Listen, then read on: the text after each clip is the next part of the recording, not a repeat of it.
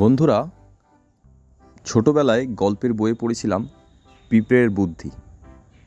আজ সেটা নিজের চোখেই দেখতে পেলাম।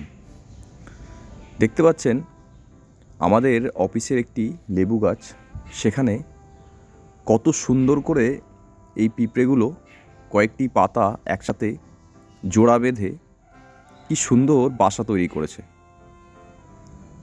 না তো এতে বৃষ্টির জল প্রবেশ করতে পারবে, না কোনো শিশির বা কুয়াশা, একেবারে সম্পূর্ণ নিরাপদ থাকবে এই পিঁপড়েদের ডিমগুলো এবং সেই ডিম থেকে ফুটে ওঠা বাচ্চারা।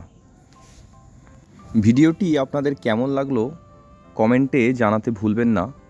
আর এই ধরনের কোনো অভিজ্ঞতা যদি আপনাদেরও থাকে তো সেটিও কমেন্টে অবশ্যই জানাবেন। আমার চ্যানেলটি দেখতে থাকুন।